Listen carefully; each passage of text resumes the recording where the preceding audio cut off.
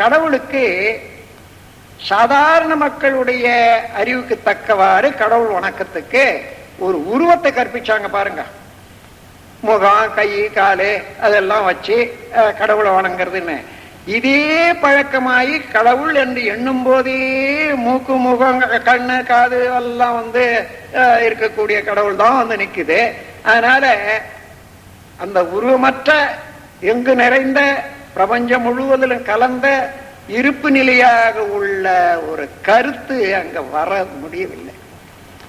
ஏன்னா இந்த உலக வாழ்க்கையில ஈடுபட்டு எதை எதை நினைச்சு என்னென்ன பண்ணமோ அதுவே எண்ணங்கள் தான் வரும். அதுதான் ஒரு புலவர் சொல்றாரு, காட்டானை மேலேறி கடத்தெறிவே போகையிலே நாட்டார் நமை மறித்து நகை புரிய பார்ப்பரன்றோ, நாட்டார் நமை மறித்து நகை புரிய பார்த்தாலும் காட்டானை மேலேறி என் கண்ணம்மா கண்குளிரப்பாரேனோ.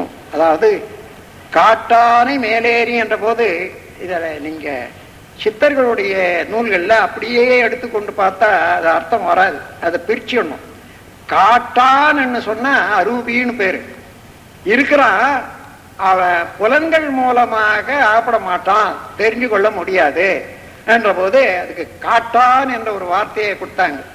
காட்டான் ஹைமேலேறி, அதாவது இறைவனாக இருக்கிறவன் காட்டான் தான், அறிவாக இருக்கிறவன் அவனே தானே, அவனும் காட்டான் தான்.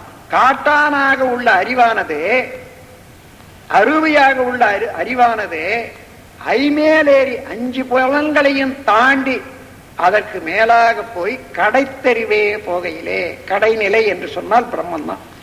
எந்த இடத்துல தத்துவ ஞானத்துல கடைநிலை என்று வந்தாலும் பிரம்மம் என்று பேர்.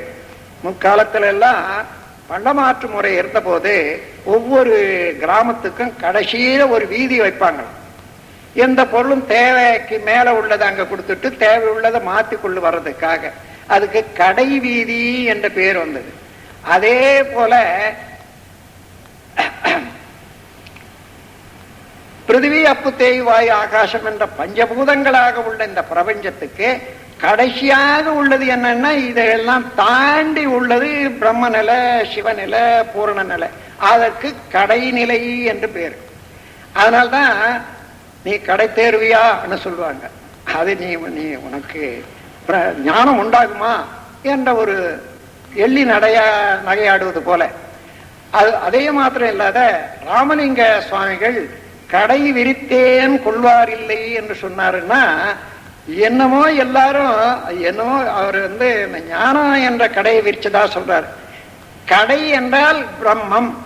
அந்த பிரம்மத்தினுடைய இருப்பு நிலையை தெளிவாக எல்லாரும் புரிந்து கொள்ளும்படியாக விளக்கி சொன்னேன். அது ஏற்றுக்கொள்ளவோ அல்லது புரிந்து கொள்ளவோ யாரும் இல்லை என்று சொன்னார். கடை விரித்தேன் கொள்வார் இல்லை. அந்த இடத்துல கடை என்று சொன்னால் பிரம்மம், சிவம் என்பது வருகிறது.